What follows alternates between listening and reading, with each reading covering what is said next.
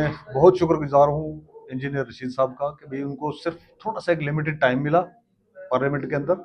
और उस पर भी सोने पे सुहागा ये है कि भाई उनको सिर्फ उतना ही टाइम जो रिलीज किया गया कि भाई सिर्फ आप पार्लियामेंट अटेंड करके वापस जो है जेल में जाना है। उस दरमियान में भी अगर उसने आदमी ने एक ऐसी कम्युनिटी, एक ऐसा बच्चा दूर दराज का, उसके लिए बात रखी है, तो हम सैल्यूट करते हैं इंजीनियर रशीद को कि भाई उसने आवाज यहाँ की जो है वो पार्लियामेंट तक पहुंचाई। और जिन जिन लोगों ने भी पार्लियामेंट के अंदर बात की उनके सबका हम शुक्रगुजार हैं, और उसके अलावा भी जो पार्टियों ने यहाँ पर अपना रोल अदा किया उनका भी हम शुक्रगुजार हैं कि भाई एक गरीब, एक मजलूम की आवाज वहां तक पहुंची।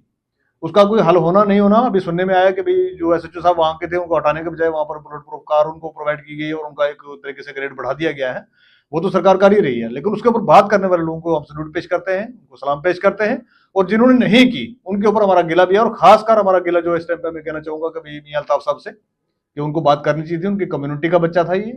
उनको पार्लियामेंट के अंदर अपने लेक्चर के अंदर इसको स्पेस देनी चाहिए थी, चाहे कम ही स्पेस देते लेकिन स्पेस देनी चाहिए थी, जो नहीं दी गई। उसके लिए हमारा गिला है उनसे। चलो इस बार नहीं हुआ तो अगली बार, अभी सेशन चल रहा है, वो इसके ऊपर बात रखें, क्योंकि एक तरफ हमारे बच्चे जो है कत्ल किए जा रहे हैं, एक बच्चे को वहां पर एक बच्चे का खून जो है वो बहाया गया है, और दूसरी तरफ आप उसके लिए बात भी नहीं करेंगे तो फिर कौन से कम्युनिटी के सरबराह और कौन सी चीजें जो है वो आगे हैं।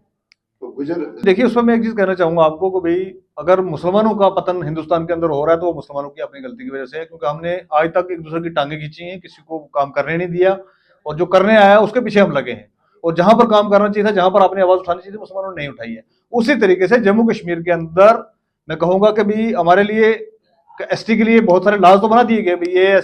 SC ST एट्रोसिटीज एक्ट आ गया, आपका फॉरेस्ट राइट एक्ट आ गया, फलाना आ गया, ढमकाना आ गया, बहुत सारी चीजें बताई जाती हैं और आईवाश किया जाता है, बेवकूफ लोग बनाए जाते हैं। क्योंकि हमारी कम्युनिटी के अंदर आज भी जो है मोर देन 80% लोग अनपढ़ हैं, नहीं पढ़े लिखे हैं, तो उनको बेवकूफ बनाना बहुत आसान होता है। और उसी तरीके का पतन जो है जम्मू कश्मीर के अंदर एसटी कम्युनिटी का हो रहा है, क्योंकि एसटी कम्युनिटी के वो आवाजें, वो जबानें जो चुन के कई बार भेजी हैं, अब भी चुन के भेजी हुई है, वो इनके लिए बात नहीं कर रही है। तो ये भी एक तरफ से मैं समझता हूँ कि जिस तरीके से मुसलमानों का पतन किया जा रहा है, उसी तरीके से इस कम्युनिटी का भी पतन जो है वो शुरू हो गया है, क्योंकि इसके लिए बात करने के लिए कोई नहीं है, कोई चुना हुआ एमएलए, कोई हमारा कोई पिछला पहली बार का एमएलए, कोई इस बार का एमएलए, कोई हमारा एमपी इसके लिए बात नहीं करता है। उनके लिए एक नॉर्मल सी बात है कि भी एक कम्युनिटी का एक बच्चा चला जाता है और वो अपना वीडियो छोड़ के जाता है और उसके अंदर सारी डिटेल बता के जाता है, उसके ऊपर भी अगर आप कर, तो मेरे हिसाब से आपको कुर्सी छोड़ देनी चाहिए। और इतने लालची और इतने निर्लज और इतने बेगैरत कैसे आप हो गए, मुझे समझ में नहीं आ रहा है।